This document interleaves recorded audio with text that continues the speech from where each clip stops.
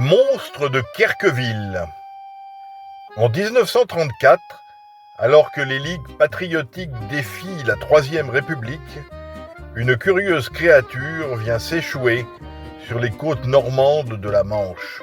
Ébranlé par le scandale Stavisky, le parlementarisme vacille avec les émeutes du 6 février 1934, suivi du prétendu suicide du conseiller Albert Prince.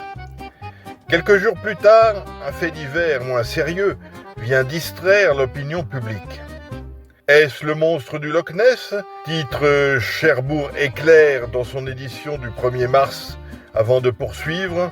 Ce poisson d'un genre assez curieux possède une petite tête attachée au corps par un long cou assez mince. Ses nageoires et sa queue sont terminées par de longs poils. La couleur est d'un gris bleuâtre. Le cadavre en question, long de 8 mètres dans un état de décomposition avancée, a été découvert et éventré par les rochers sur la plage de Querqueville à la pointe du Cotentin. Très vite, la presse nationale s'empare du sujet. Il n'y a pas qu'en Écosse, s'exclame l'Excelsior sous un cliché de l'animal. Son cou est long de plus de 3 pieds et sa tête aplatie ressemble à celle d'un crapaud fabuleux. Le folliculaire de l'œuvre décrète qu'il s'agit d'un genre de baleine. Un vulgaire hypercodon, en réalité hyperoudon. Pathé tourne une courte séquence pour ses actualités cinématographiques.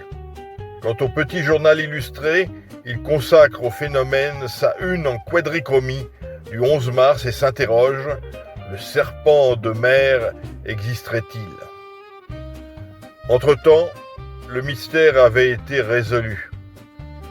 Dès le 3 mars, le professeur Georges Petit, sous-directeur du laboratoire des pêches coloniales au Muséum de Paris, est envoyé sur place. Son examen minutieux de la dépouille, mutilée par les oiseaux de mer, l'amène à la conclusion que ce n'est pas un mammifère, phoque ou cétacé, mais un poisson cartilagineux à grandes nageoires pectorales et ventrales, en l'occurrence un requin pèlerin. Le savant zoologiste emportera pour analyse ultérieure le crâne, le début de la colonne vertébrale et une partie des viscères. Ces pièces anatomiques lui permettront de publier ses conclusions quelques mois plus tard dans la revue savante La Terre et la Vie. Le monstre de Querqueville n'était en fait qu'un squale inoffensif, le Chaetorinus maximus de la taxonomie de Henri-Marie de Blainville, décrit pour la première fois par l'évêque de Trondheim, Gunner, en 1765. Basking Shark, le requin flâneur des Anglais.